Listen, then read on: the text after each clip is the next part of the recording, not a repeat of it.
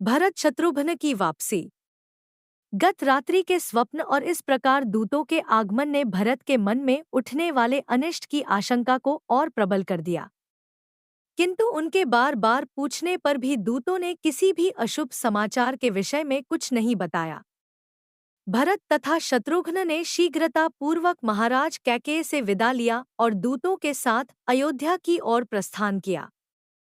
अनेक नदियों तथा दुर्गम घाटियों को पार करके भरत अयोध्या की सीमा में प्रविष्ट हुए। वहां का दृश्य देखकर वे बोले, हे दूत, अयोध्या की ये वाटिकाएं जनशून्य क्यों हैं? नगर में प्रतिदिन होने वाले प्रजाजनों का तुमुलनाद क्यों सुनाई नहीं दे रहा है? ऐस क्यों प्रतीत हो रहा है जैसे आज अयोध्या श्रीहीन हो गई हो? क्या यहाँ किसी प्रकार की अवांछनीय घटना घटित हुई है? दूतों ने उनके इन प्रश्नों का कुछ भी उत्तर नहीं दिया। आशंकित भरत राजप्रासाद में पहुंचे। वे सबसे पहले पिता के दर्शन करने के लिए उनके भवन की ओर चले। उन्हें वहां न पाकर वे अपनी माता कैकेयी के कक्ष में पहुंचे। उन्हें देखकर मुस्कुराती हुई कैकेयी स्वर्ण के आसन से उठी। भरत ने माता का चरण स्पर्श किया। कैकेयी ने उन्हें हृदय से लगाकर आशीर्वाद दिया और अपनी माता और पिता के कुशल समाचार पूछा।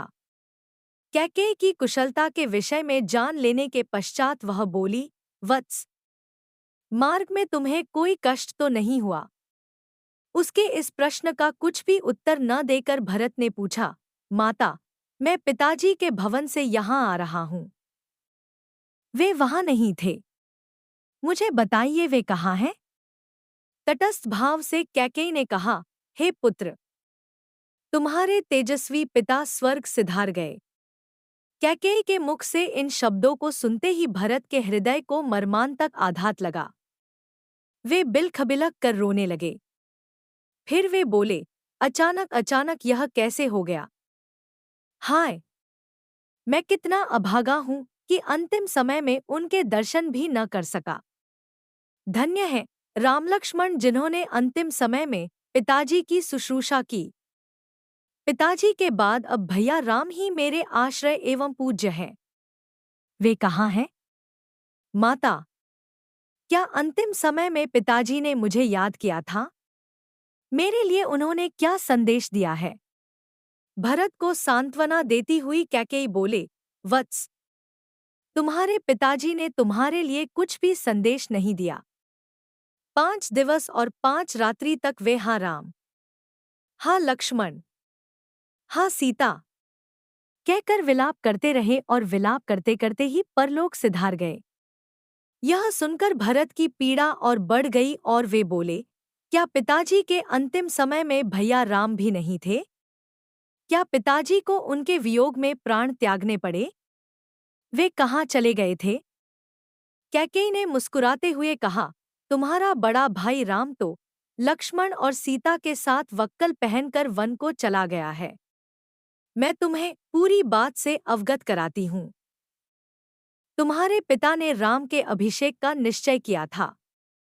राम के अभिषेक की बात सुनकर मैंने महाराज से 2 वर मांग लिए। प्रथम वर से तुम्हारे लिए अयोध्या का राज्य मांगा और द्वितीय वर से राम के लिए 14 वर्ष का वनवास। राम के साथ सीता और लक्ष्मण भी स्वयं अपनी इच्छा से चले गए। उनके चले जाने पर तुम्हारे पिता विलाप करते करते मृत्यु को प्राप्त हो गए। अब यह राज्य अब तुम्हारा है। अतः शोक को त्याग दो और निष्कंटक राज्य करो। तुम्हारे विरुद्ध विद्रोह करने वाला अब इस नगर में कोई भी नहीं रह गया है। मैंने पूरी व्यवस्था कर रखी है। तुम गुरु वशिष्ठ और मंत्रियों को बुलाओ और अपना राज्य तिलक करवाओ। रामलक्ष्मण के वनवास के विषय में और पिता की मृत्यु का कारण जानकर भरत का मन व्यथा से भर गया और साथ ही साथ उनका तन क्रोध से जल उठा। वे बोले, हे पापिन माते, तुम रघुकुल का कलंक हो। मेरे भाइयों के वनवास और पिता की मृत्यु का कारण तुम्हारी दुष्टता ही है। तुम रघुकुल का नाश करने वाली नागिन हो। हे जड़ बुद्धि, तुमने राम को वन क्यों भेजा?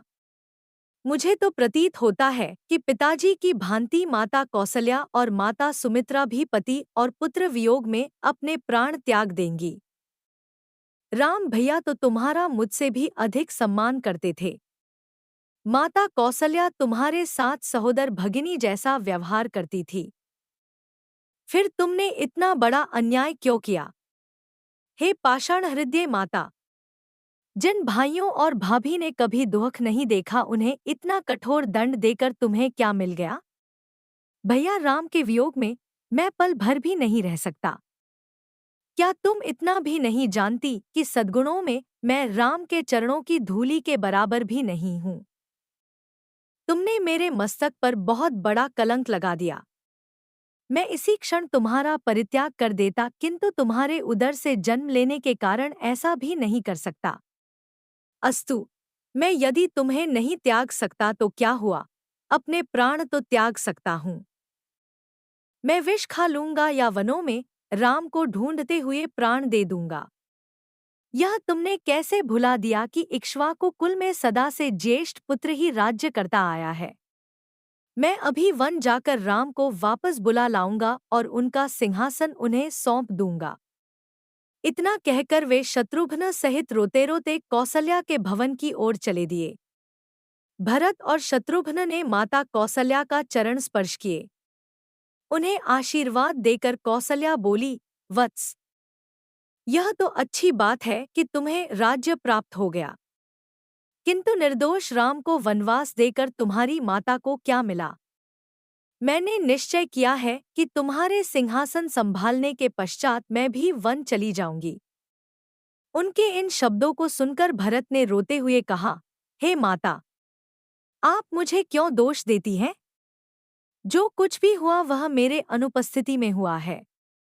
भैया के वियोग में तो मेरा हृदय फटा जा रहा है। उनके बिना अयोध्या का तो क्या, यदि त्रैलोक्य का राज्य भी कोई मुझे दे तो मैं नहीं लूंगा। राम के वनगमन में यदि मेरी लेशमात्र भी सहमति हो तो मुझे रौरव नरक मिले। इसी समय भूमि फट जाए और मैं उसमें समा जाऊं। यदि इस दुष्ट कार्य में मेरी सहमति हो तो मुझे वह दंड मिले जो घृणित पाप करने वाले पापी को मिलती है। यह कहकर रोते हुए भरत मूर्छित होकर कौसल्या के चरणों में गिर पड़े। जब वे कुछ चैतन्य हुए तो कौसल्या बोली, बेटा, इस प्रकार की बातें करके तुम मुझे क्यों दुखी करते हो? क्या मैं तुम्हें और तुम्हारे हृदय को नहीं पहचानती? और वे भरत को नाना प्रकार से सांत्वना देने लगी।